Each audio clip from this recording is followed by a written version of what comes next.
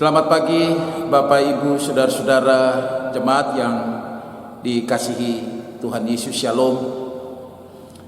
Bahwa kita patut bersyukur hari ini 20 Desember 2020. Hari ini juga kita telah masuk di Minggu Advent yang keempat atau Minggu Advent yang terakhir. 3 minggu Advent telah kita lewati. Seberapa besar persiapan kita untuk menyambut kedatangan Raja Kemuliaan itu? Toh kita masih punya satu kali lagi kesempatan untuk mempersiapkan segalanya. Paling tidak semua hal yang kita siapkan mampu untuk mengantarkan kita memaknai kedatangan Putra Natal sebagai penyelamat bagi dunia ini. Saudaraku, karena itu mari kita manfaatkan satu kali kesempatan ini lagi supaya segalanya dan pada waktunya kita layak untuk menyambut Yesus, Raja Kemuliaan penyelamat dunia itu. Menyambut kedatangan Tuhan dengan berserah pada kehendak-Nya. Itulah tema yang memayungi kita di Minggu Adventus yang keempat hari ini. Jika datang pertanyaan, apa sih tandanya bahwa kita telah berserah diri pada kehendak-Nya? Doa, D-O-A. Itu pasti yang menjadi jawaban kita. Tidak salah memang, saudara. Dan kalau kita orang percaya bicara soal doa, tentu tidak asing, alias sudah menjadi kebiasaan bagi setiap orang percaya. Namun harus diakui bahwa sekalipun itu sudah menjadi hal yang biasa, tidak berarti bahwa semua orang percaya kalau diminta untuk berdoa, mereka ada juga yang tidak menyanggupinya dengan berbagai alasan. Salah satu katanya, beta sih bisa untuk berdoa. Saudaraku, sebenarnya bisa saja. Tapi aneh faktanya, ada yang seperti itu.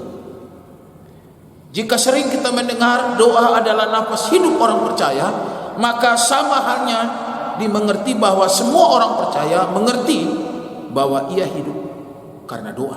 Jadi, semua orang percaya hakikatnya harus selalu berdoa, harus bisa berdoa. Saudaraku yang dikasihi Tuhan, bacaan kita tadi Matius 6 ayat 5 sampai 15 sesungguhnya hendak memberitahukan kepada kita bagaimana supaya kita dapat berdoa. Ternyata saudaraku, bukan cuma saat kita berkendara saja yang punya aturan lain.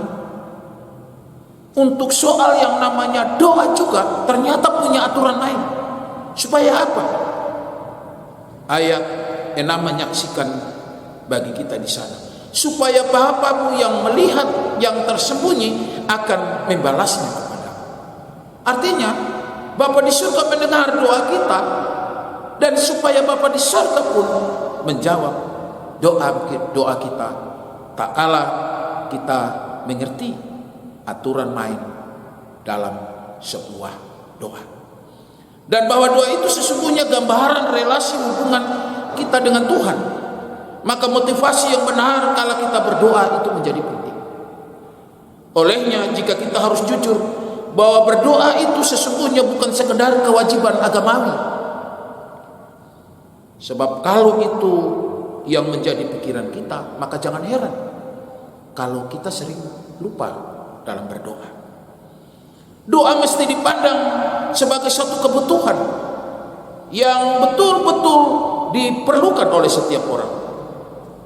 Karena itu, saat ketika kita berdoa, sebenarnya kita ingin mengatakan bahwa kita membutuhkan Tuhan.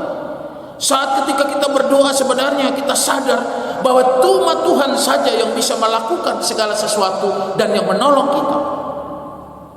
Itulah sebabnya Yesus bilang sendiri, sebab di luar aku kamu tidak dapat berbuat apa-apa. Saudaraku yang dikasihi oleh Tuhan Yesus, hal yang lain yang hendak disampaikan bagi kita adalah ketika doa Bapa kami yang Yesus ajarkan kepada kita sesungguhnya mengisyaratkan rahasia penting yang mungkin selama ini kita lupa. Mengapa Yesus menggunakan kata kami dan bukan aku? Sehingga lirik doa Bapa kami bisa seperti begini: berikanlah aku pada hari ini makanan aku yang secukupnya, dan ampunilah aku akan kesalahan aku, dan janganlah membawa aku ke dalam percobaan.